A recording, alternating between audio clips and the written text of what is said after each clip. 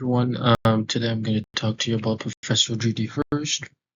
She's a luminary in the domain of biological chemistry in a village named Lepton, where she attended King James School, and after it she went to Oxford and studied chemistry at St. John's College, where she pursued a doctorate in philosophy on electron transport in redox enzymes.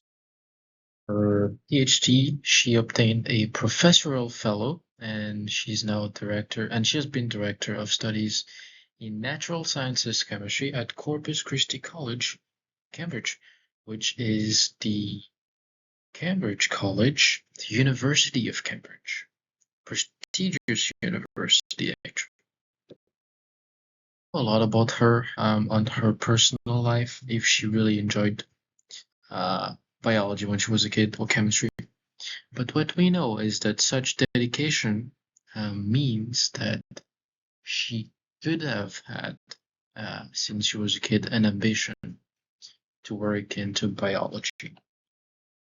Really discreet person, don't really know a lot about her personal life, but I have found a picture of her where she's in the plane and she seems to enjoy it, so we can think that she has a passion for planes, or it could be a hobby for her. Talk about her research. What I found is that she has done important discoveries on the mitochondrial complex, especially the mitochondrial complex 1. And let's talk about it. Alright, in this experiment, she's talking about the membrane domain mutations in respiratory complex 1 and showing how it impedes catalysis, but it doesn't uncouple proton pumping from ubiquinone reduction. So, what's happening again is that we have the complex 1 here, which is our wild type, and we mutated the wild type.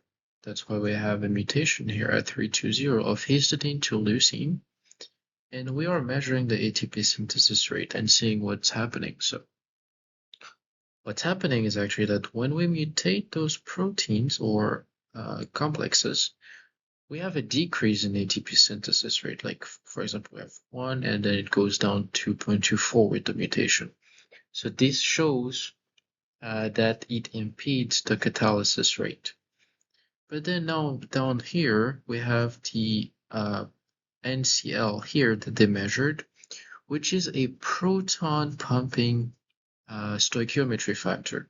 So what they do is that they mutated all those complexes 1, and this is the wild type, by the way, and they compare to it. Okay, what is the NCL? What is the stoichiometry factor? And it shows that the factor is about the same even when we mutated the protein. That's why after ubiquinone reduction, there is no uncoupling of proton pumping of whenever there's a mutation or not. Alright, so this is just the cartoon of what I tried to explain in the previous slide. So remember, we are working with the mitochondrial complex 1. And this molecule here, NADH, is our cofactor. And it will bind to our complex 1. And by binding to it, we are removing a proton, H+. And at the same time, the electrons are moving down the way. And that NADH at the beginning is going to go and leave, becoming NAD+. And those electrons that we were talking about are going to bind to the ubiquinone. That's why they are talking about ubiquinone reduction.